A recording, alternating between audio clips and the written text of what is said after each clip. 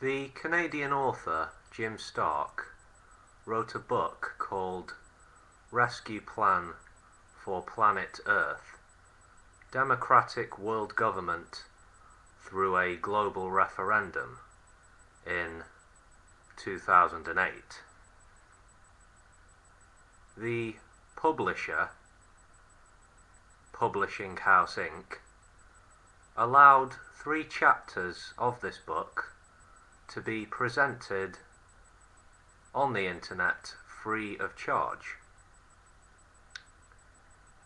The presented chapters are Chapter 1, The Situation, Chapter 5, Transparency at the DWG, Democratic World Government, and Chapter 15, Conclusion.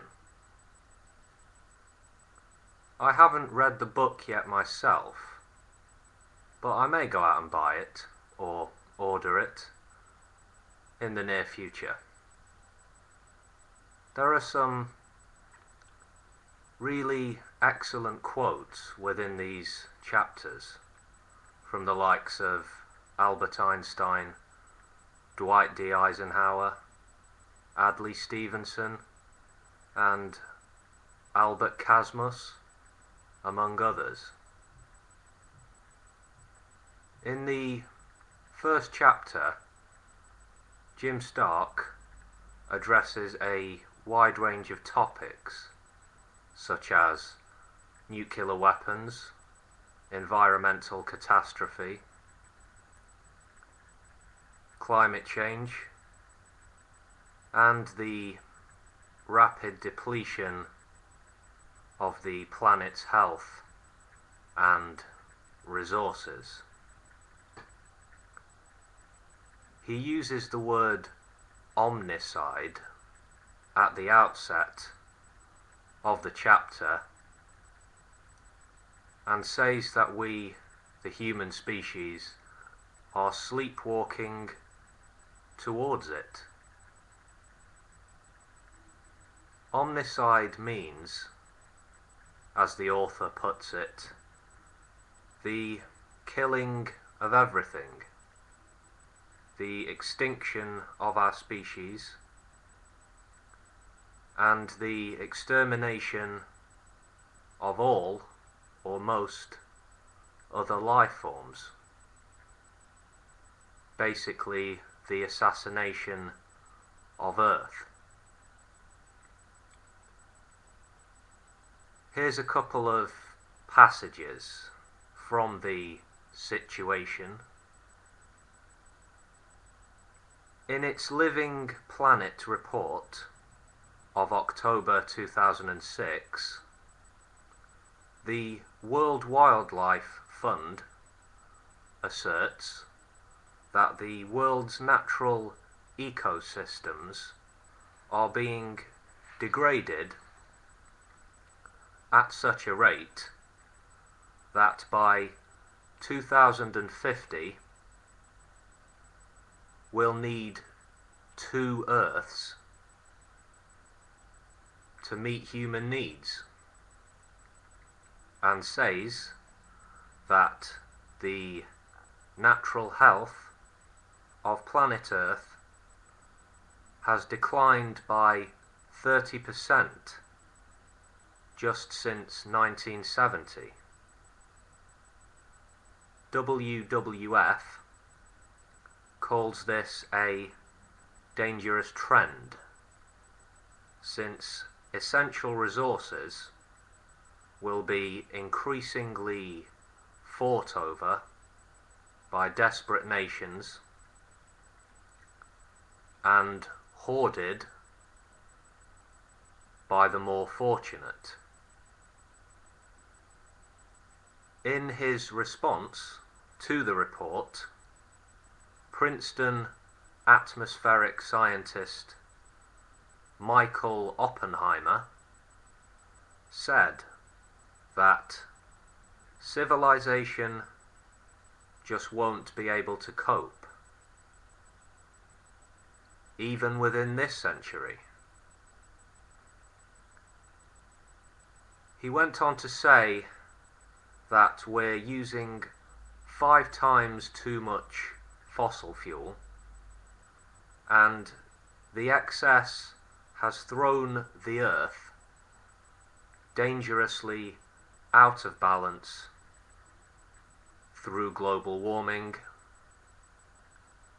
and we have to cut greenhouse gases by 80% starting now to bring the Earth system back into balance. However, human production of these greenhouse gases is going up, not down. The consequences of all this are both predictable and dire, said James Leap, Director General of WWF in the USA, meaning we can't claim we didn't know when our grandchildren ask why we have destroyed their planet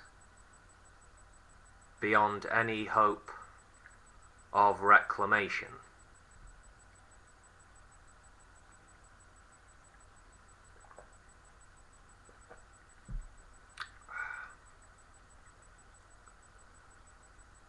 And a couple of paragraphs later,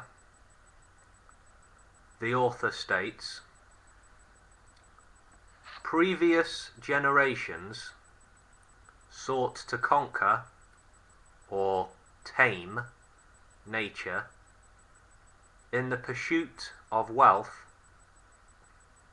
and a better life. As a result of their success, we are now faced with an invoice for vast sums to restore nature to its previous position as an abundant sustainer of all life. These expenses represent the hidden cost involved in unsustainable production practices that temporarily benefited a few at the enormous expense of the many. There are lots of interesting passages and quotes in this opening chapter here. Well, here's a quote that might stay with you. Treat the earth well. It was not given to you by your parents. It was loaned to you by your children. We do not inherit the earth from our ancestors. We borrow it from our children. That quote is attributed as an ancient American Aboriginal proverb. Well, there is some very interesting subject matter in chapter 2 about the methods and technologies that could be employed to make a democratic world government corruption proof. I'll talk about this in another video, but for now, see you later folks. Take it easy. Peace.